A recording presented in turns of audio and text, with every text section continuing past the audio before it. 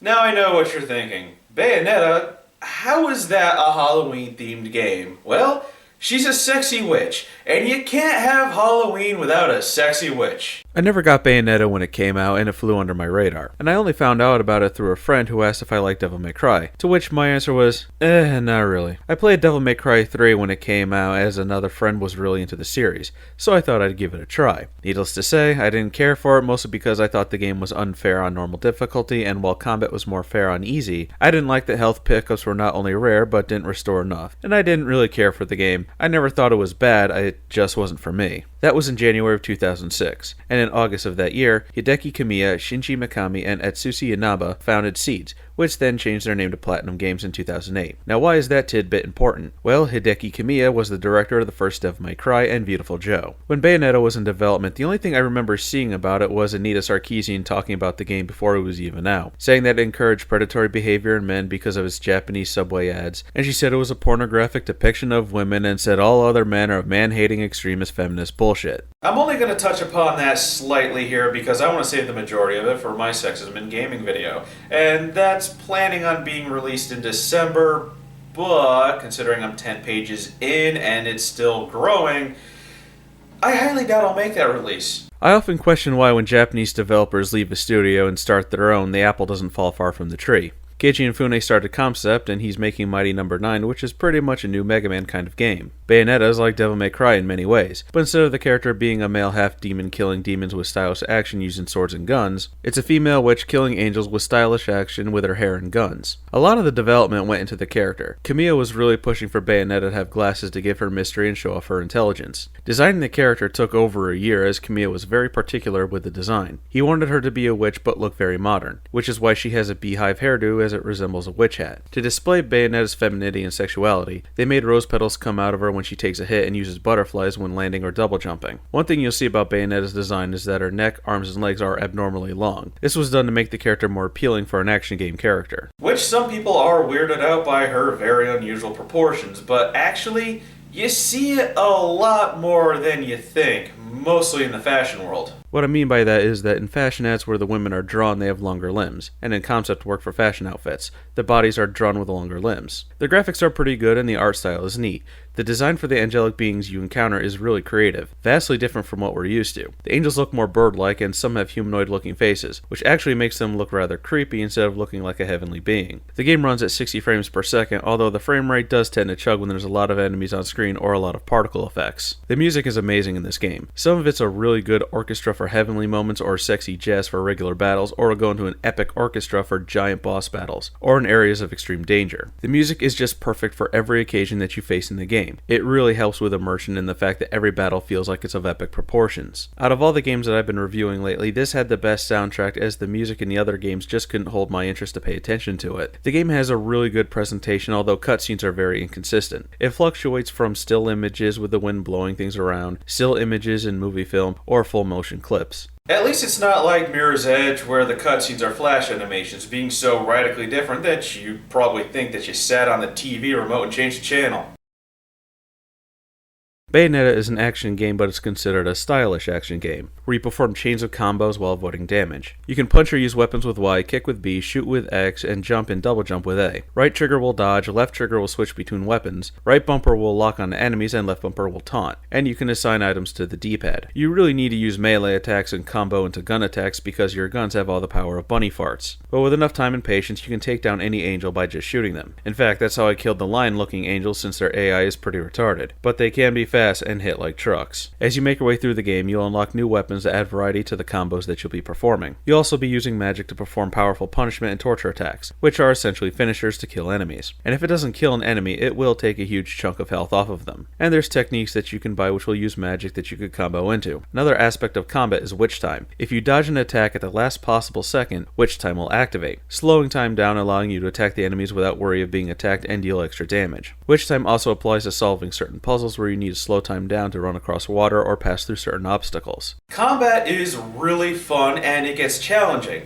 but the scoring system seems to be kind of unforgiving. I mean, the only purpose to the score is to get bonus in-game currency, but it still seems unfair. I played this game on normal difficulty, which I found to be, well, normal. But the game's scoring system seems to be on par with that of Angry Birds, but at least here it tells you what you did wrong. If you use an item, you get no bonuses, and if you died just once during a chapter, you'll automatically get a stone statue. And it won't matter how many gold or platinum medals you got. But like I said, the scoring system only has to do with getting bonus halos, which are the in-game currency that you use to buy items with. And speaking of unforgiving, there are 3 enemies that I cannot stand in this game. Grace and Glory, and they have an upgraded form, and they always show up as a pair. They move incredibly fast and have very fast attacks that hit way too hard, and the other enemies are Joys. After you encounter them for the first time, you'll always run into 3 of them. They're just as fast as Grace and Glory, but they attack a lot faster and have quite a few long-range attacks. I had the hardest time getting Witch Time to activate with these enemies. I swear I would dodge at the last possible second, but Witch Time wouldn't happen. And these fights had me question if there was a slight issue with dodging. If you do too many consecutive dodges, Bayonetta will do one where she slams onto the ground in a sexy pose. It's a successful dodge, but has a slow recovery, leaving you open to attack. And when you get the ability to transform, pressing the dodge button twice too fast will turn Bayonetta into a panther. While it will help you get away quickly, it may have been unintentional, because you do need twitch reflexes to dodge what's on screen, because there can and will be a lot to deal with. However, the game doesn't throw so much at you that you can't handle it. It's challenging, but it's not unfair. Even though I said the game is unforgiving but not unfair, that's not a contradictory statement.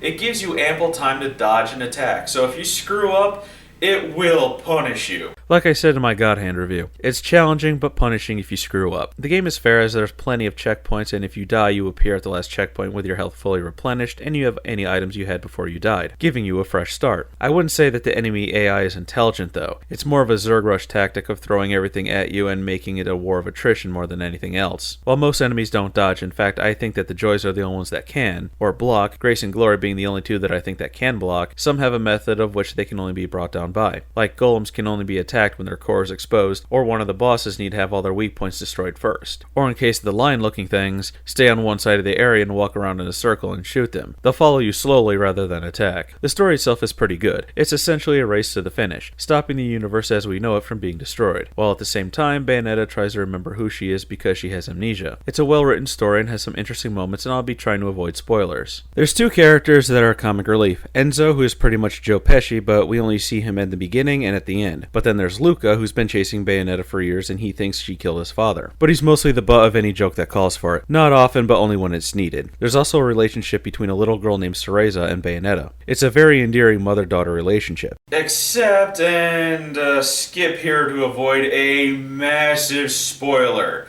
They're not mother and daughter, but future and past self. So it is kind of weird once you realize that Bayonetta is being a mother to herself. I'd like to think that Bayonetta is probably the best female character to come out of the 7th generation of systems and is probably the best female character in recent years. Right out the door, Bayonetta is a very strong woman. She's confident, determined, and takes no crap from anyone. She knows she's sexy as hell and has no problem showing it off. Living by the credo, if you got it, flaunt it, but she's not a slut about it. To me, that's empowerment, because she's so confident in who she is and is very comfortable with her looks. But she's also nurturing as she builds a relationship with Cereza, revealing that there's more to her than just a seductive, wisecracking, strong woman. I don't see why any feminist would have a problem with Bayonetta. She is the epitome of a strong, independent woman. She never has a moment of weakness. She kicks ass and doesn't even bother to take names, and she's not a bitch about it. She's flippant and funny about all the angels she kills. In one scene, she says that she's a quote-unquote